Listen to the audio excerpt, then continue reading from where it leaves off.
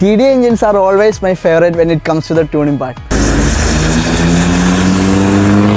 This is a 2013 model Volkswagen Jetta 2-liter TDI.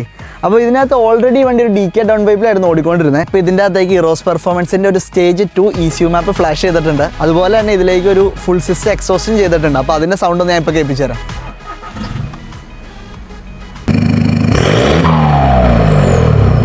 അപ്പോൾ ഈ 2-liter TDI സ്റ്റോക്കിൽ produce ചെയ്യുന്നത് 140 ഹോഴ്സ് പവറും 320 Nm ഓഫ് ടോർക്കുമാണ്. ഇപ്പോൾ നിലവിൽ നമ്മുടെ ഈ വണ്ടിയുടെ സ്റ്റേജ് 2 മാപ്പിന് ശേഷം ഓൾമോസ്റ്റ് 190 ഹോഴ്സ് പവറും അതുപോലെ തന്നെ 410 Nm ടോർക്കുമാണ് ഇത് പ്രൊഡ്യൂസ് ചെയ്യുന്നത്. അപ്പോൾ ഞാൻ ഈ വണ്ടി മുന്നേ ഒരു ഡൗൺ പൈപ്പ് മാത്രം ചെയ്തപ്പോഴായിരുന്നു ഓടിച്ചത്. ഇപ്പോൾ ട്യൂൺ കഴിഞ്ഞ് കഴിഞ്ഞിട്ട് ഞാനൊന്ന് ഓടിച്ചു നോക്കാനായിട്ട് എടുത്തേക്കുവാണ്. ഇത് നല്ല ഇട കിട്ടുന്നില്ല.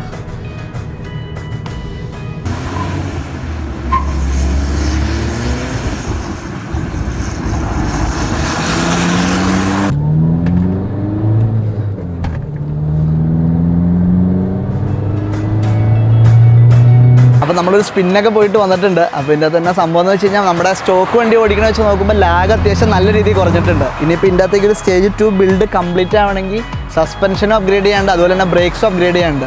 അപ്പോൾ നിങ്ങൾക്ക് അതിന് പറ്റിയ ഏതൊക്കെയായിരിക്കും അപ്ഗ്രേഡ്സ് എന്ന് ഒന്ന് കമൻറ്റ് ചെയ്യാമോ?